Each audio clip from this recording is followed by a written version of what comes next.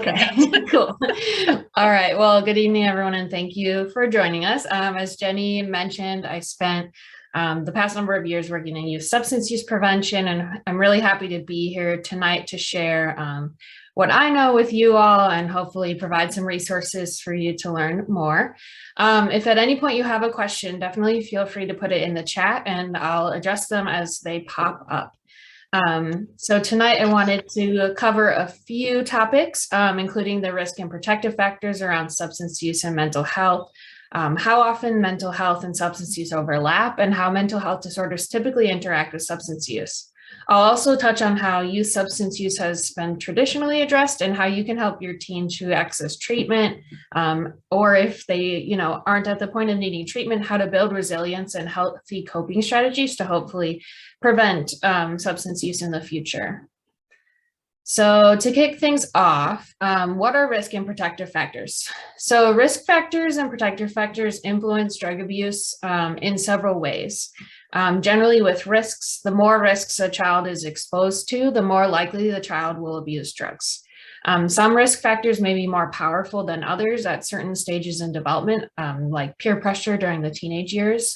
Just as some protective factors, like a strong parent-child bond, can have a greater impact on reducing the risks during their early years.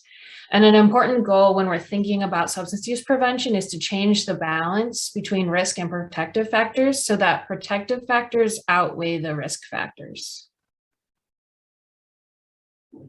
Risk and protective factors exist at all levels of relationships. So individually, like internally, with our friends and other peers, with our family, and then with society. And an important goal when we're looking at prevention is to change,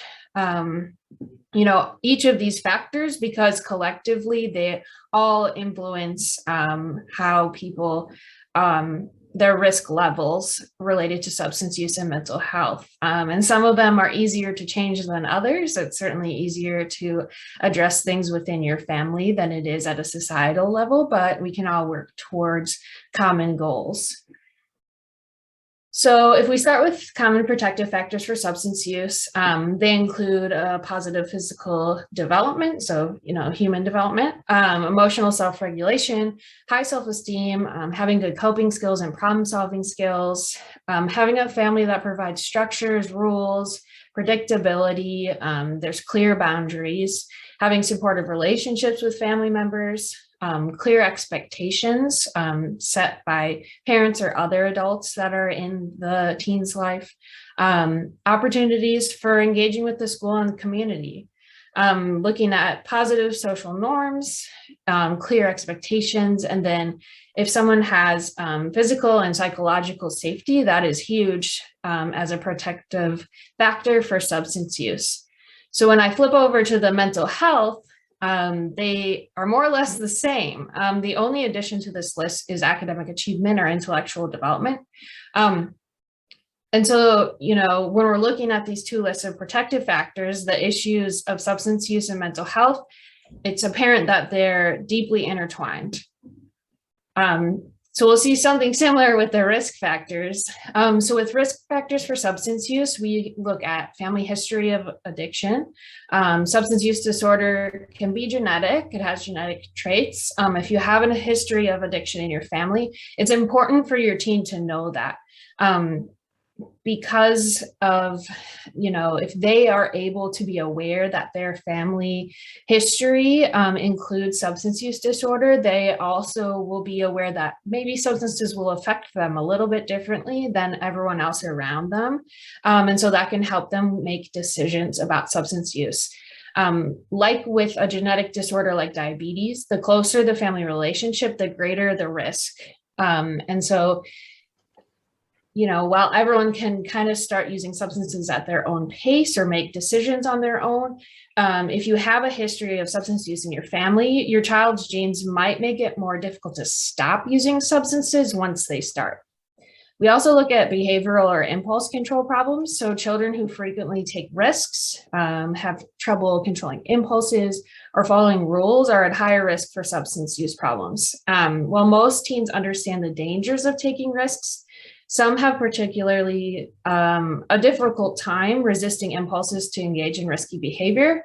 The teenage years are a time of just risk-taking in general. That's a part of their natural development, but making really risky decisions can be a risk factor for substance use for sure. School failure or low commitment to school, whether or not they've been exposed to trauma. Children who have a history of trauma, like witnessing or experiencing violence or abuse, are at a higher risk for substance use later in life. If you see signs of rebelliousness or aggression, a lack of adult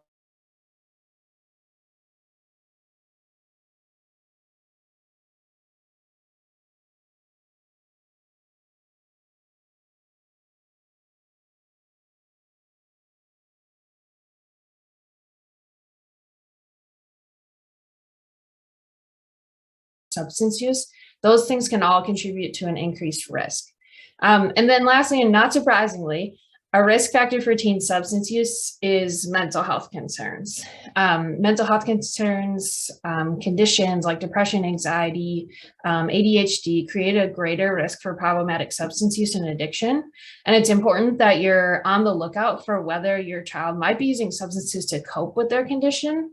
And then managing and treating the underlying mental health conditions or how the mental health condition can trigger substance use and understanding that relationship, it's important for reducing risk.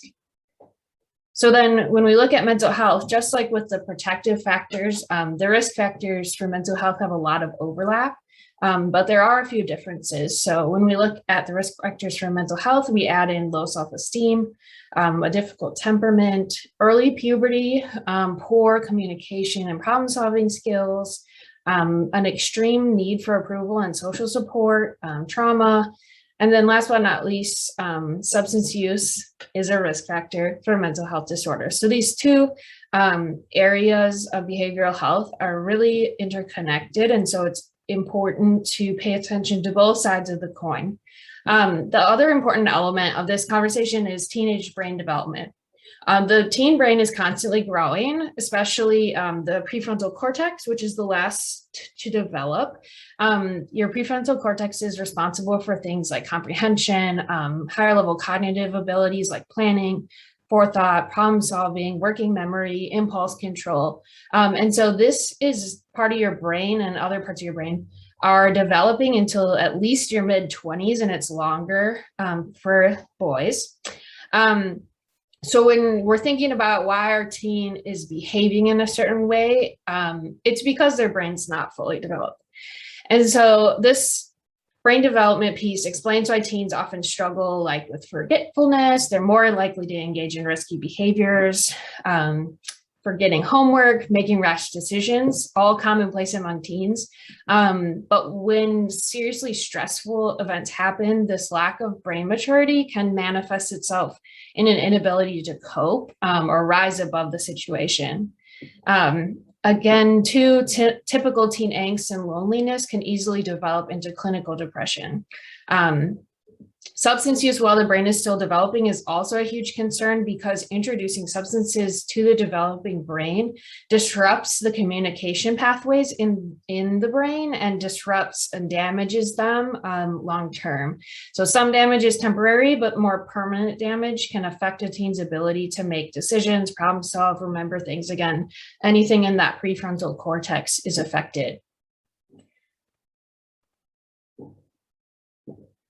So in this way, mental health challenges can lead to substance use, and substance use can lead to mental health challenges. So it's important to address one or both quickly and effectively.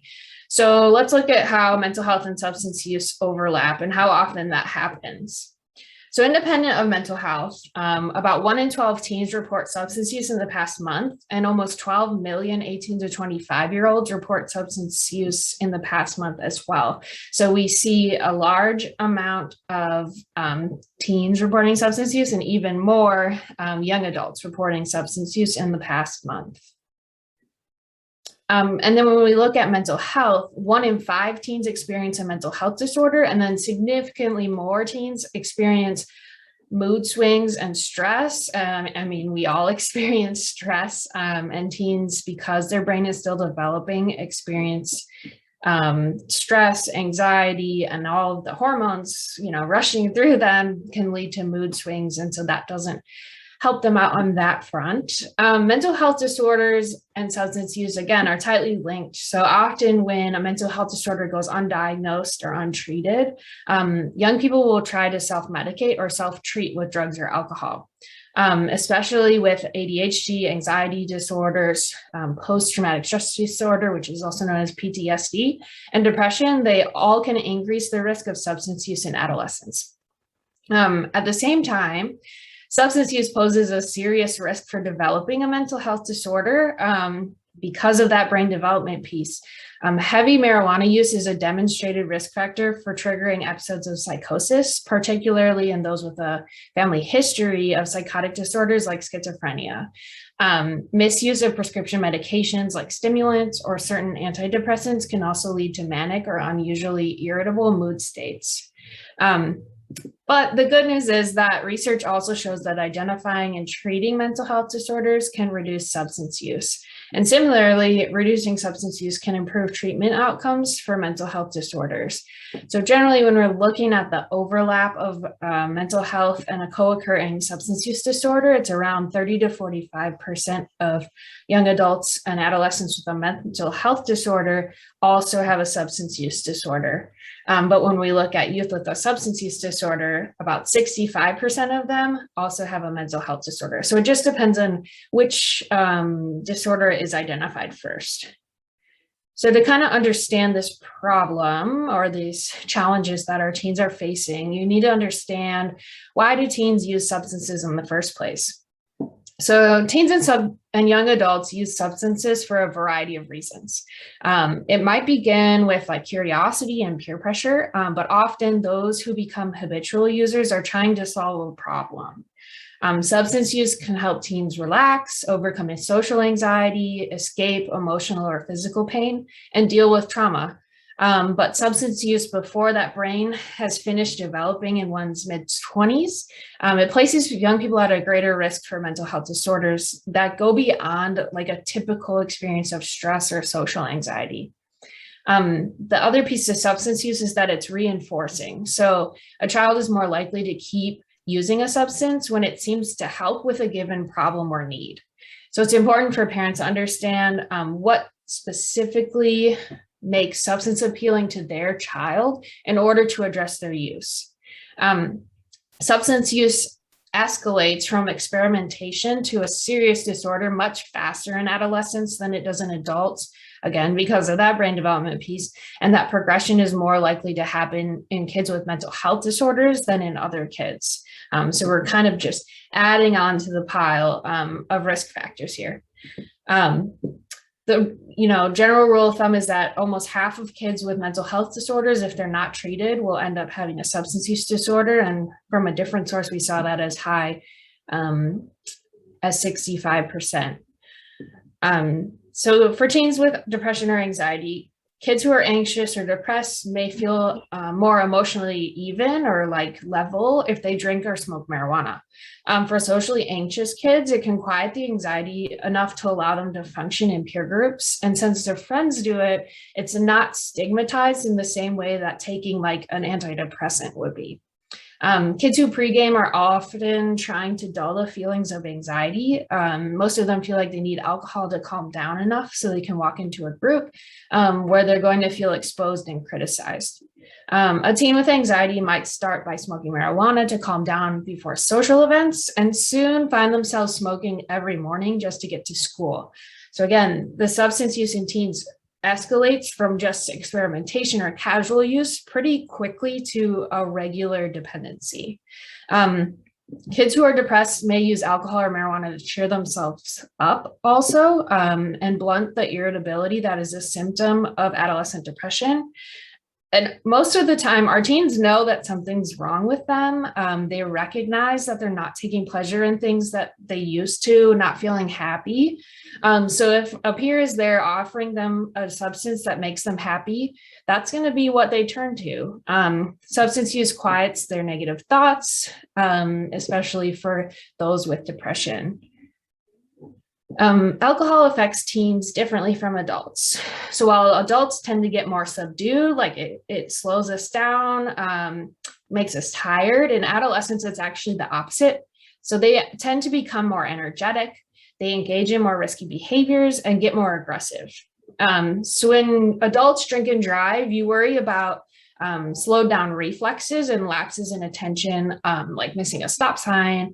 But with adolescents, we're worried that they're going to get more activated. And it's not that they won't see the red light, but they might try to run it because they're more likely to take risks, because when they drink alcohol, they lose that inhibition, or the part of their brain that tells them like, hey, no, this is not a good idea. It makes them more impulsive. And so they're much more likely to not hold back. It's also important to know that kids with ADHD and depression can be more prone to impulsive behaviors and impulsive suicidal behavior. The adolescent might still be depressed when they're using alcohol, but the things that usually would hold them back from seeking out suicide won't be there while they're intoxicated. So that same inhibition, like a love for family or a belief that they're going to get better, goes away. And so they're at a greater risk for suicide. Adolescent alcohol or drug use accelerates very quickly when an untreated mental health disorder is present, and with problematic use emerging within just months. Alcohol and drugs also affect the same brain regions that are at play in behavior disorders like ADHD. Teens who have disorders get more satisfaction from the substance, and they're more likely to become addicted. And it's important to know that substance use can disrupt a young person's life, even if they're not technically dependent on the drug. This is especially true for youth with mental health disorders. And as parents and caregivers, you might not see signs of withdrawal. You might not see their craving, which are two hallmark symptoms for dependence on substances. But you might start seeing the impacts on their social life, their academic life, or in terms of their mental well-being.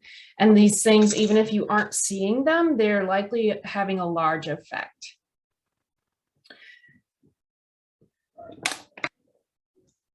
Self-medicating with recreational drugs and alcohol can work temporarily to relieve symptoms of anxiety and depression, because these drugs, these substances affect the same regions of the brain that a mental health disorder does. But the result is that teens feel even worse when not using them.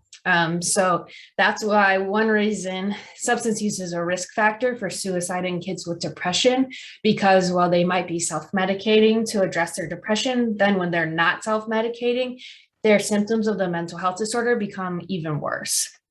Another negative effect of substance use is that it undermines the treatment of a mental health disorder. It often diminishes a teenager's engagement in therapy and its effectiveness. And then if they're taking prescription medications for their mental health, it might lower the effectiveness of that medication. The substances and the medications target the same areas of the brain. And so when the medication has to compete with drugs or alcohol, it becomes less effective. It's also not uncommon with kids who are using substances to be non-compliant with their mental health medication. So knowing all of this, knowing this complex problem and how they interact, how do we tell the two disorders apart? So distinguishing a mental health disorder from a substance use disorder, especially when they present with similar symptoms, is called a differential diagnosis. Determining a differential diagnosis is important because the treatment for a mental health disorder can be very different from treatment for a substance use disorder. You might start to become concerned about mood swings, suspect your child has bipolar disorder, when in fact they've been using opioids and cocaine. So these things present in a very similar way. Similarly, a child could be diagnosed with marijuana use disorder without considering that there might be something else going on or at the root of the issue, like anxiety or a traumatic experience. Finding the right treatment also is complicated with teens because they don't always report everything that's going on in their lives. And when they're referred to help with to a professional for a mental health disorder, they often can be reluctant to talk about their substance use. Similarly, young people being evaluated for substance use problems will often avoid discussing emotional or behavioral problems. And this lack of information can make it really hard to get an accurate diagnosis. That's why it's critical to connect them with a clinician who can get a full picture of what symptoms occurred first and then when substance misuse began. You can help by encouraging your child to talk about what's truly going on in their life and help fill in the gaps for that clinician as well. You might also be able to share more information about your child and family's history, as well as other factors like recent problems that maybe your teen doesn't bring up on their own, but that you've noticed. There's no laboratory test to diagnose mental health or substance use disorders. So a differential diagnosis relies heavily on reports from the patient, their family, their teachers, other doctors, and then what the clinician has observed. And then all these observations are brought together to compare to diagnostic criteria, and that's how a clinician would decide to move forward. On the other hand, psychiatric mental health symptoms might result from the direct effect of substance use on the brain. So just a few examples: alcohol can cause significant mood fluctuations. Nicotine use can mimic anxiety. Psychedelic drugs can cause psychotic states. So even if it turns out that a young person's substance use and mental health symptoms are not related to each other, they can still make each other worse. So for most parents, consulting your family doctor is the first step. While medical doctors or pediatricians are not required to have substantial training in mental health, many pediatricians do diagnose and treat psychiatric disorders, or they'll be able to refer you to a specialist who can. The Child Mind Institute has a complete guide to getting good care, which is a really comprehensive resource that is good to check out if you are going down the path of seeking professional help. So then I thought I would walk you through the top mental health disorders among teens, the substance use teens with these disorders are known to engage in, and then how substance use and the mental health disorder interact, so you kind of know what the signs and symptoms are that you're looking for. All right, so teens and young adults who are depressed exhibit chronic feelings of worthlessness and lose interest in the things that they previously enjoyed. So someone's really into marching band, and then all of a sudden they're just not excited about going or not going at all. That can be a sign of depression. While adults with depression might be sad and lethargic or tired all the time, depressed teens tend to be more irritable, restless. They might be more negative. The most common kind of depression is called major depressive disorder, which is characterized by several severe episodes that last at least 2 weeks. And persistent depressive disorder has milder symptoms, but it may last for years. But again, you want to rely on a clinician in order to make that determination. So your child might be depressed or have depression if they've been in a consistent irritable or depressed mood, or has lost pleasure in daily activities, or both, for at least 2 weeks. These symptoms must be very different from previous moods or behavior in order to receive a diagnosis. Other signs of major depressive disorder include obvious weight loss or gain, sleeping way too much or way too little, restlessness, fatigue, feelings of worthlessness or excessive or inappropriate guilt, cloudy or indecisive thinking, a preoccupation with death, or plans of suicide or an actual suicide attempt can all be signs of depression. Adolescents with depression often use alcohol or drugs to dull their painful feelings and to cope with the constant negative thoughts that they're having. While alcohol or other drug use might work at first, over time, it will also make the depression worse. Depressed teenagers know there's something wrong with them, and they often turn first to the remedy that their peers might be offering, which is alcohol or other substances. But these substances, by affecting the reward centers of the brain, so the same areas that are associated with depression, in turn make them more depressed when they're not using, because the brain is craving that, happy feeling that they're getting from the drug. Because of this, they're quickly at risk for problematic substance use or addiction, and addressing only the substance use or only the depression will likely result in treatment failure. So you have to address both at the same time. Alcohol use is especially damaging to depressed teenagers because it affects adolescents differently than it does adults, which I talked about before, but generally adolescents tend to be more energetic, they tend to be more risky, and that can include harming themselves. So next we move into anxiety. So it's perfectly normal for young people and for all of us adults too, to have some amount of anxiety.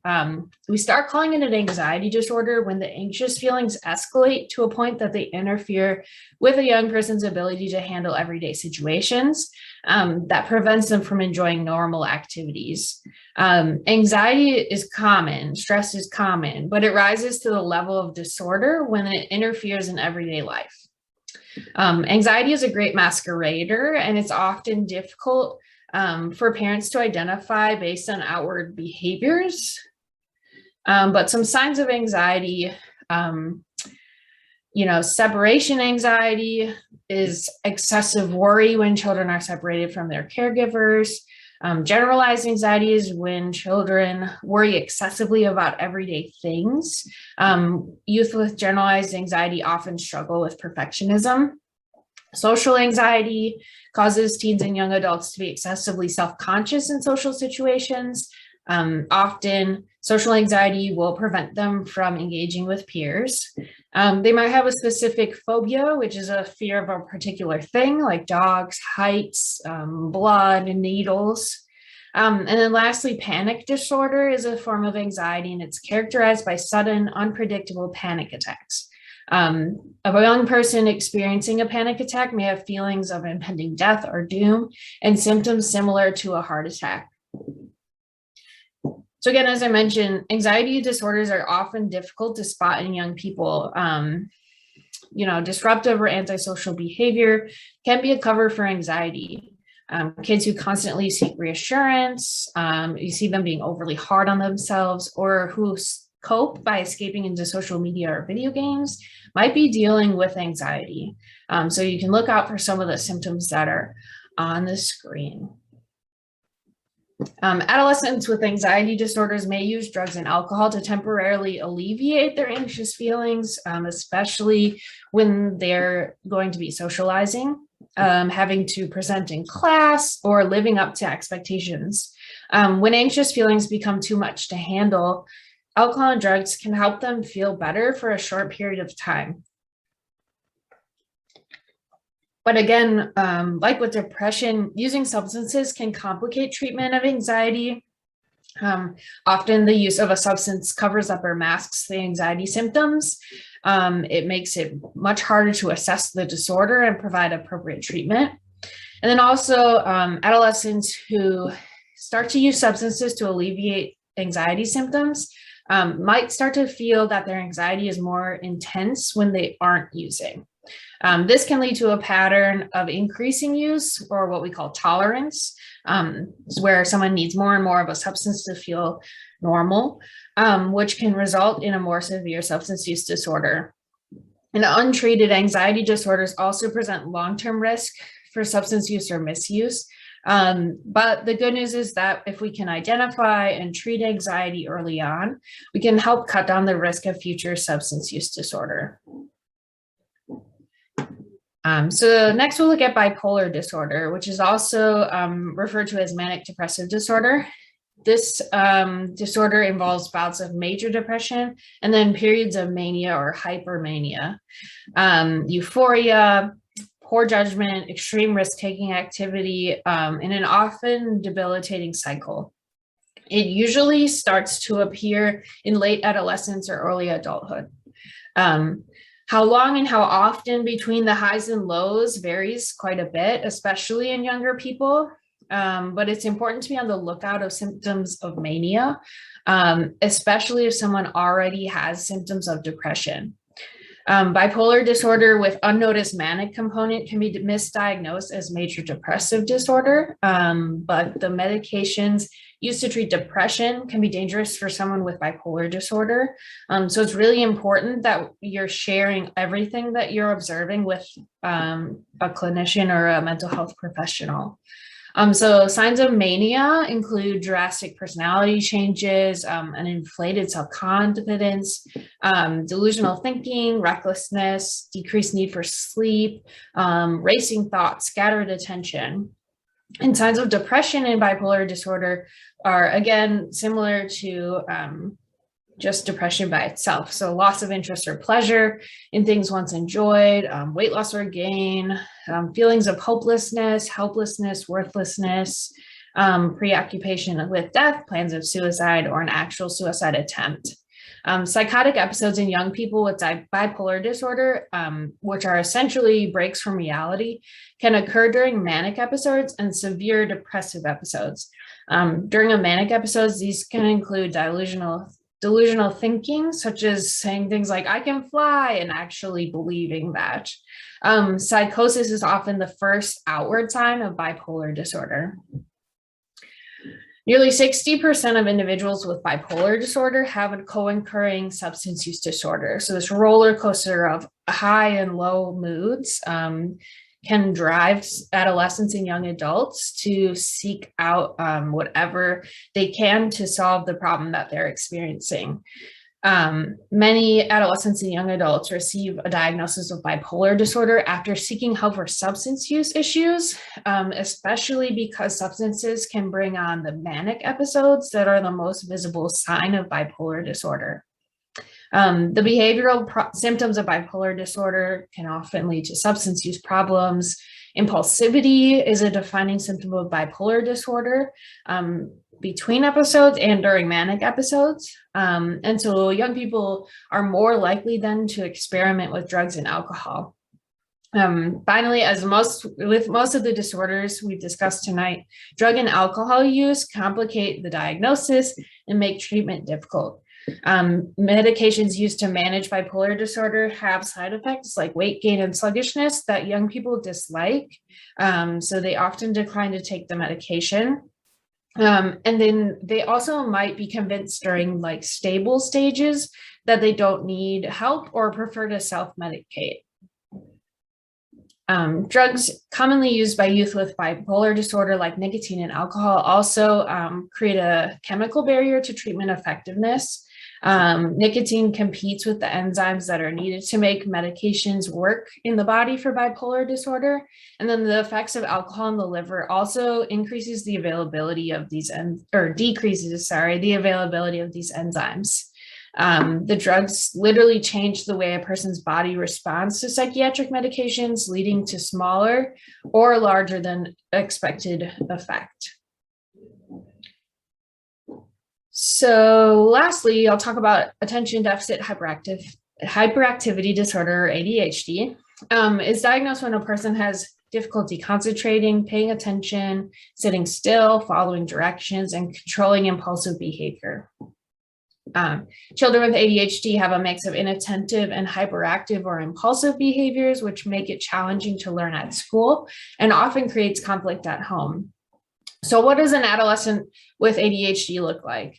By the teenage years, the impact of hyperactive symptoms often decreases among teens, but they still have trouble with attention, which can interfere with their school or work activities. They also might have trouble socially, so they can be alienated from their peers because of poor self-regulation, difficulty paying attention, especially to the needs and desires of their friends.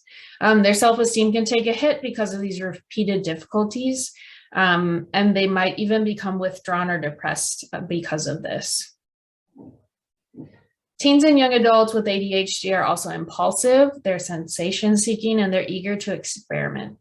So they tend to be drawn to substances available in their environment. So things that are close by, easy to access, like low-hanging fruit, like nicotine and marijuana. These substances are also attractive because they can temporarily help with the symptoms of ADHD. So like nicotine can increase focus in the short term, and marijuana can help calm hyperactivity. Structural and chemical brain differences that those with ADHD have also make the young people more responsive to a drug's effects and more likely to use drugs again. Young people can go quickly from experimentation to a habit, and chronic use decreases their ability over the long run to pay attention. So again, the mental health disorder becomes worse after substance use. Chronic nicotine use also can decrease cognitive functioning and attention while increasing impulsivity at the same time. So how have we addressed substance use in the past? Our playbook for youth substance use has been pretty consistent for the past 2 or 3 decades. So when we look at a typical response to substance use, it's usually punishment. As a parent, you might catch them using substances or find something in their room, and you might be tempted to ground them, remove their privileges, like driving or hanging out with friends. And then in a similar vein, in the school setting, the common response is to involve law enforcement, issue citations, suspend or expel the student. But does this really work? Given the continued substance use that we see in our teens, despite these punishments, we can pretty safely suspect that punishment alone is not enough to stop teens from using. The reality is that by the time you discover your teen abusing substances, it's probably been happening for a long time, maybe even a year or more. And the reason you caught them is because they're so comfortable using that they start to get sloppy and they don't work as hard to hide it from you. Eventually they leave strange devices in their room or even smoke marijuana with its very distinctive scent. They're trying to cover it with incense, but they, stop trying as hard to hide the fact that they're using it. The other piece to the punishment and whether or not it works, punishments,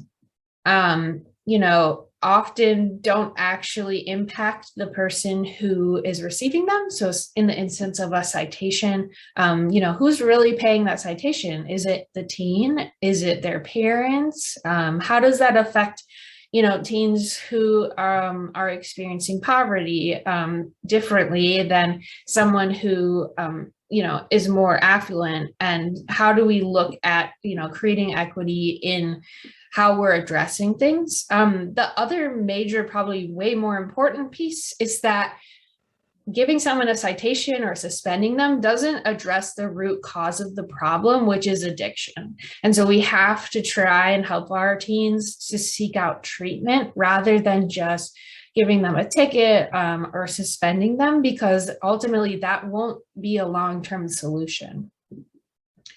So if you suspect your teen has a mental health disorder or a substance use challenges, they likely are going to need your support to seek out treatment. And so I wanted to bring up a few ways you can, really champion, be their champion in that experience. Things to know, though, your teen might be unsure. They might think the problem isn't that bad. They might not think that they need formal treatment. A child might think that they need help with mental health, but not with substance use. They also might be reluctant to try treatment because it will get in the way of school, in the way of work, sports, or other activities. And then stigma is real. Stigma related to treatment, among peers, among the community, might be a contributing factor to their resistance to treatment. So how do you convince them to try treatment then? First, prepare yourself before you sit down to have this important discussion. Make an effort to see things from their point of view. How will the treatment benefit your child? Will they feel healthier? Will they be more successful at school, work, or sports? Will they get into the college of their dreams? Thinking about what your child will see as the downside of the treatment. Will they have trouble socializing without substances? Will they have to give up certain friends? Thinking about and acknowledging both positive and not so positive aspects of engaging in treatment can help the conversation go more smoothly. Next, you should determine what's important to your child and frame the conversation around that. So some kids might be reluctant to talk about substance use, but they might be more comfortable talking about their mental health problem, like depression or anxiety. So if that's the case, talk about getting help for them for the area that they're willing to work on first. And then discuss with the treatment team how we can wrap in those other concerns in treatment. Do your homework. Be ready with treatment options.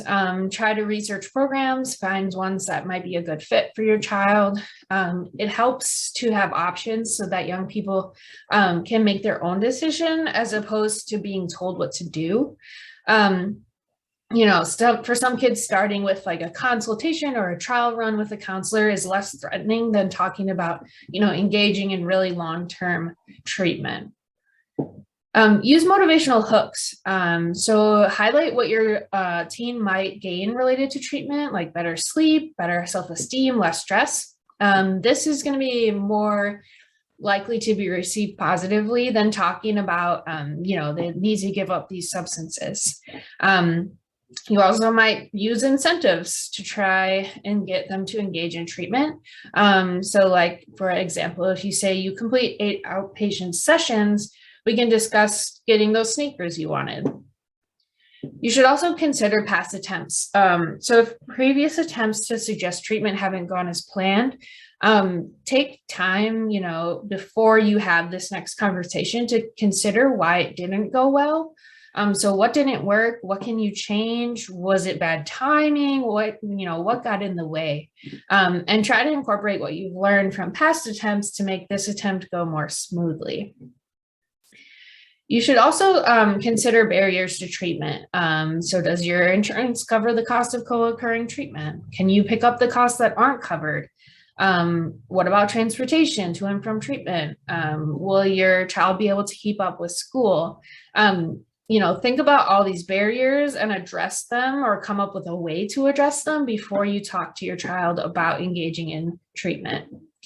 And then lastly, practice what you want to say. Once you've gathered the relevant information, it can be helpful to write down what you want to say, run through it a few times, and really take time to think about how your child might respond and maybe how that conversation, that back and forth can go, so that you're prepared for, what they're going to say. Really, it's about having a real honest conversation with them. Teens can tell when you're making something up or not being completely honest. So just be open, be real, be willing to ask and answer questions, and be really ready to listen, and listen and not just to respond. Let them know that you're hearing them, and that what they're thinking really matters, because then they're going to be way more invested in the process. So how can you support your child once they're in treatment? The family role in supporting a child with co-occurring disorders, so substance use and mental health, is critical. This includes everything from recognizing that there is a problem, motivating your child to get help, navigating the treatment system, finding the best fit for your child, and then helping them sustain their gains in recovery. It's emotional, it's a time and financial commitment. But research shows that family involvement improves outcomes. Families are also key to helping ensure that a diagnosis is accurate. Encourage your child to keep appointments, participate in all aspects of their treatment plan. This might include individual, group, or family therapy, medications, job and life skill building. If you're working with a case manager, try to stay on the same page, provide input, keep a calendar. try and reduce all of these barriers to treatment that your child might experience.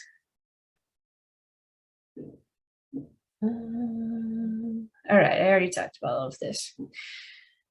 Often adolescents and young adults really want to be normal, and they don't want to deal with treatment. They don't want to take medication. They're hyper aware of the stigma, and they might minimize their disorders as a result. So listening to concerns and being empathetic can go a long way towards helping them stay the course. In addition to just letting your child know that you care.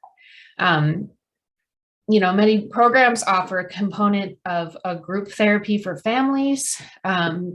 It's an opportunity for you to learn more about mental health symptoms, signs of substance use, treatment options. You can also use them to process what's happening and, give advice or get advice as to how to respond more effectively. It's also important for you to attend counseling and family counseling, both with and without your child. The sessions can help you address concerns, improve your interactions, and problem solve with a kind of, a referee, a counselor in a safe environment. And then also, when you're looking at medication management, you want to be able to provide input to the doctors, fill prescriptions, give your child the medication. It's good to keep track of the treatment program, the prescriber, the diagnosis, all of these things so that your child doesn't have to worry about managing that. Starting a weekly pill box, those sorts of things. It's also important to know that often young people are dissatisfied with their medication at first. Mental health medications can take a while to start working, but also medications can have negative side effects that your teen might not like.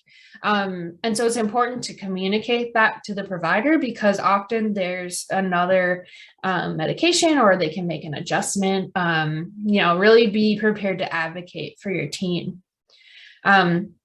Alcohol and other drug use can also worsen mental health symptoms and interact negatively with medications. So keeping things locked up in your household, being aware that things like hand sanitizer or vanilla extract can be substitutes for alcohol, things that can be sniffed or huffed. Keep things out of easy access for your teen because they might be tempted to use them. Co-occurring disorders also can disrupt your child's sense of purpose, throwing their daily structure, the schedule you've set up, into a tailspin. So getting back to meaningful activities is one of the cornerstones of recovery. It can help your child be motivated and manage their mental health. Hopefully, your treatment team will guide you and your child in creating a purposeful and structured day. But if not, try to put a plan together. Support groups can also be a great way for your child to meet other people who understand what they're going through. Groups are also a potential source of resources and referrals. Support groups can be great for parents and caregivers as well. Groups use different strategies, different programs.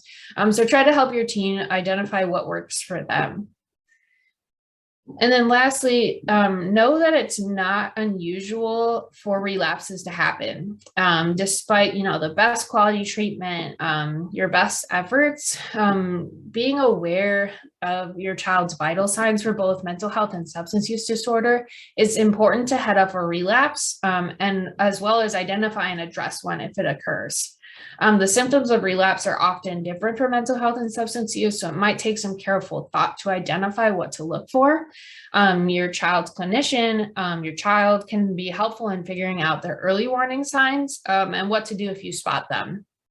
Having a relapse prevention plan in place can help shorten its duration and help your child get back on track quickly.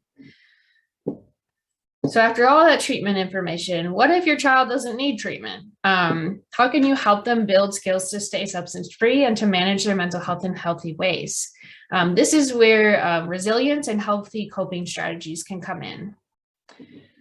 So it's important that we teach our teens the importance of engaging and connecting with their peers, including learning the skills of empathy and listening to others. So finding ways to help your teen foster connectivity by suggesting they connect to their peers in person or through the phone, video chats, texts, reach out and build a network of peers. It's also important to build a strong family network. Connecting with others provides social support and helps to strengthen their resilience. Teens who may feel helpless can feel empowered by helping others. So you might engage your teen in age-appropriate volunteer work or ask for assistance yourself with tasks that they're able to do on their own. It's also important to stick to a routine, especially for younger children. They crave structure, and even into the teen years when they are looking for that independence. It's important to also, have some level of routine, of schedule that they can depend on. Obviously there's room for flexibility, but consistency is important. Also, while some anxiety does motivate us to take positive action, like, oh, paper's due tomorrow, I should probably get working on it. We also need to validate your teen's feelings of stress and anxiety. Teach your child how to focus in on something that they can control or they can act on. Challenge unrealistic thinking by asking them to examine the chances of the worst case scenario and what they might tell a friend who has these worries. That kind of takes it out of their mental headspace and puts it on someone else, in terms of like talking about like, oh, well, what advice would you give to someone who's your friend who's experiencing this? It's also important to be aware of what your teen is exposed to through the news, online, or, overheard conversations. They can quickly take in all of this information, and that can be a negative for them.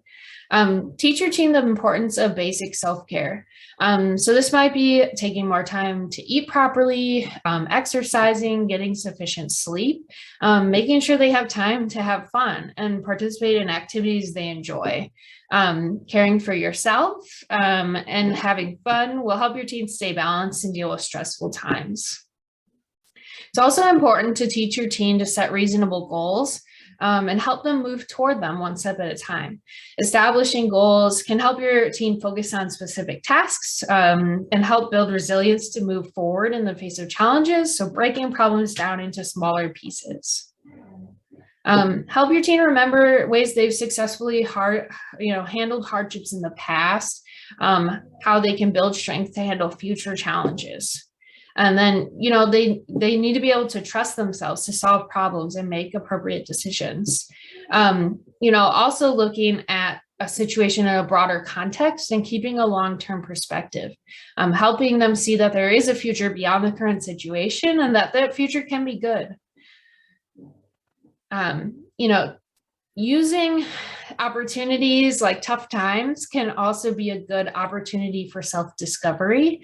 Tough times are often when teens learn the most about themselves. Help them, find that teachable moment in, whatever problem they're facing and how they can really rely on that in the future.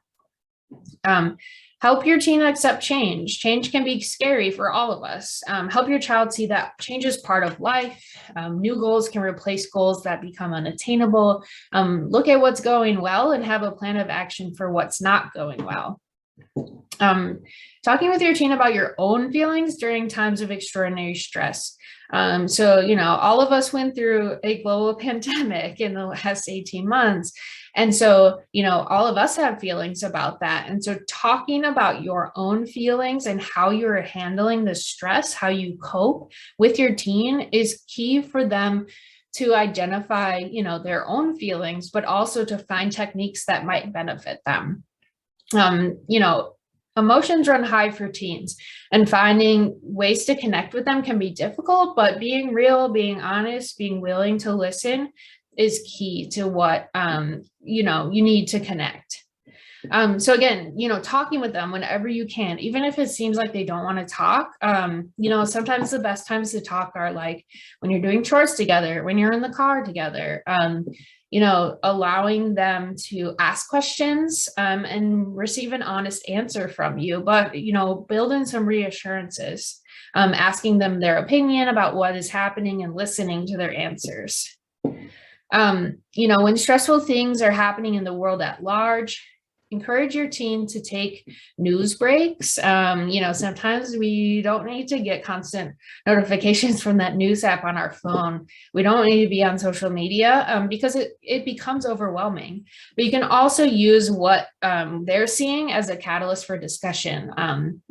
Our teens act like they feel immortal, but really they still want to know at their very core that everything will be okay. And so having honest discussions of your fears and expectations can help your teen to express their own fears.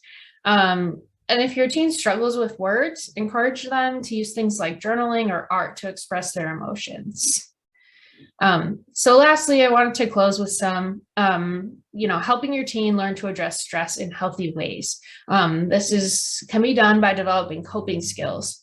Stressors can be major, like an unexpected loss, moving, attending a new school, starting a new job, or stress can be minor, like everyday annoyances or worries.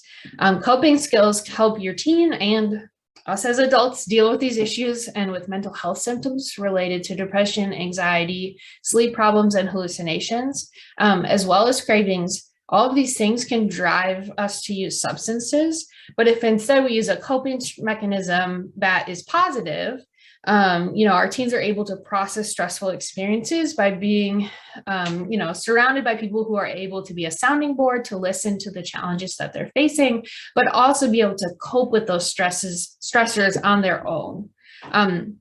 It's also important to know that you can't fill from an empty cup. You have to take care of yourself before you before you can even start to begin to think about supporting others. Modeling self-care, your own self-care for your teen also shows them that self-care works and helps them to explore different coping strategies that can work for them. So as a starting point, here are several self-care strategies that you can consider if you haven't yet found a strategy that works best for you.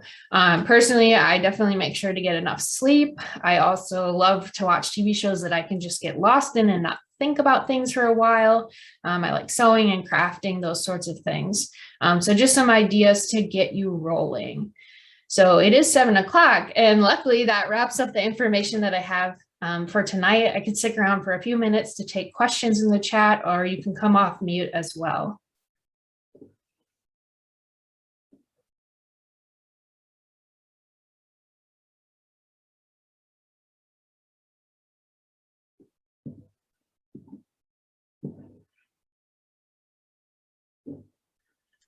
Lots of thanks coming through the chat, and thank you definitely to Michaela. As we're waiting for some questions, I can do a little bit of housekeeping and wrapping things up here as well from our end. I just want to announce also our next parent chat in November is coming up, and that's going to be with a speaker from Friends again. We had hosted Friends last year. We partnered with a lot of nonprofits, but we're going to have another discussion around healthy relationships in a partnership with Kennedy Middle School. And that'll take place in the Gold Activity Center, or the GAC, on Tuesday, November 9th from 6 to 7 p.m. I'll send out some information on that. Is also, as far as the recording goes for this, we'll have the recording, send out some of the materials that Michaela had provided around some of the resources. We'll send those out in a follow-up email as soon as that video is available. And our YouTube channel also does have some past chats on there that you can access at any time, or just take excerpts of what you would like to grab out of some of those. And those are free resources available to the community as well. In addition, and I guess just to kind of wrap up on the topic too around mental health, I do work in the healthcare field by day. This is a volunteer experience for me in the community, and I'm happy to give back, but mental health is health. There's a lot of free resources out there as well. If your insurance does not necessarily cover all of this, you can always dial 211, which is United Way. information line, and they can make referrals to different nonprofits that might help address your specific needs or have free groups to meet with in the community. And I also encourage you to check and see if you have benefits through an employer on employee assistance programs. A lot of those programs are also free. They're confidential referrals to providers. They often offer a number of free sessions, and it's not connected with your insurance in any way. So if you're looking for something complimentary, helpful, and confidential, that's another route that you can go. But I don't see any other questions there. Again, Michaela, thank you so much for your presentation, and thank all of you for joining us tonight. I know it's your time is a valuable resource as well, and it takes a lot to come in and listen around a difficult topic and to learn more, but that's a really great start to having great conversations and moving forward. So hopefully you've all learned something today. There's also a survey that we send out, how we can make these better. We look to a lot of topics from parents in the community, so we'd love to present more chats in spring that are relevant and important to you. And also, we're always looking for parents to be part of our board, and I can send out more information about how you could also help your community and to provide your perspective as parents in the community and caregivers. So thank you again as well. Thank you, Michaela. And everyone have a wonderful evening and be well.